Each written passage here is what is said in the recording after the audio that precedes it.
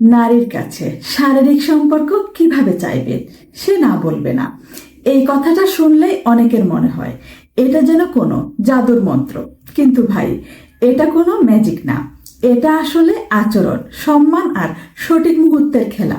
ধরুন, আপনি গিয়ে সরাসরি বললেন, এই শুনো, এরপর বাকিটা বলার আগে গল্প শেষ। তাই শুরুতে একটু মিষ্টি, একটু হাস্যরস আর একটু বুদ্ধি, এই তিনটাই আপনার আসল অস্ত্র। প্রথমে মনে রাখতে হবে, সম্পর্ক মানে শুধু শারীরিক কিছু নয়, এটা মানসিক সংযোগের উপর দাঁড়িয়ে থাকে। আপনি যদি আগে তার মন জয় করতে পারেন, তার সাথে সময় কাটান, তাকে গুরুত্ব দেন, তাহলে সে আপনাকে অন্যভাবে দেখতে শুরু করবে। মজার ছলে কথা বলা, হালকা ফ্লার্ট করা, মাঝে মাঝে তাকে হাসানো, এই ছোট ছোট বিষয়গুলোই বড় ভূমিকা রাখে। এখন আসল কথায় আসি, নারীর কাছে শারীরিক সম্পর্ক কিভাবে চাইবেন সে না বলবে না। এর মূল রহস্য হলো, কখনোই সরাসরি বা চাপ দিয়ে কিছু চাওয়া যাবে না, বরং পরিবেশটা এমনভাবে তৈরি করতে হবে সে যেন নিজেই স্বাচ্ছন্দ্য বোধ করে।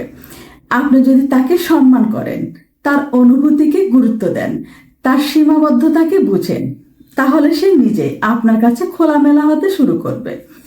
অনেক সময় আমরা ভুল করে ভাবি, জোর করে বা তাড়াহুড়ো করে কিছু চাইলে দ্রুত পাওয়া যাবে, কিন্তু বাস্তবতা ঠিক উল্টো। নারীরা সাধারণত সেই পুরুষদেরই পছন্দ করে যারা ধৈর্যশীল, বুঝদার এবং সংবেদনশীল। আপনি যদি তার সাথে গভীরভাবে কথা বলেন, তার পছন্দ অপছন্দ জানেন, তার অনুভূতিগুলোকে গুরুত্ব দেন, তাহলে সে আপনার প্রতি আস্থা তৈরি করবে। আর একটা গুরুত্বপূর্ণ বিষয় হলো কমিউনিকেশন। আপনি যদি কোনো কিছু চান, সেটা ইঙ্গিতপূর্ণ, সম্মানজনক এবং খোলামেলাভাবে বলতে পারেন। যেমন, সরাসরি কিছু না বলে আপনি বলতে পারেন, তোমার সাথে সময় কাটাতে আমার খুব ভালো লাগে, তোমার কাছাকাছি থাকলে নিজেকে অন্যরকম লাগে। এই ধরনের কথাগুলো অনেক বেশি প্রভাব ফেলে। সবচেয়ে বড় কথা, সম্মতি হলো সবকিছুর ভিত্তি। সে যদি না চায়, তাহলে সেটাকে সম্মান করা সবচেয়ে জরুরি। কারণ সত্যিকারের সম্পর্ক কখনো জোর করে হয় না, এটা পারস্পরিক বোঝাপড়া আর ইচ্ছের মাধ্যমে।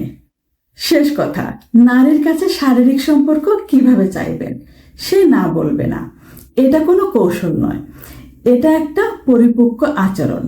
আপনি যদি তার মন জয় করতে পারেন, তাকে নিরাপদ এবং সম্মানিত অনুভব করাতে পারেন, তাহলে সবকিছু স্বাভাবিকভাবে এগিয়ে যাবে। আর বিশ্বাস করুন, যখন সে নিজ থেকে এগিয়ে আসবে, সেই অনুভূতিটাই সবচেয়ে সুন্দর।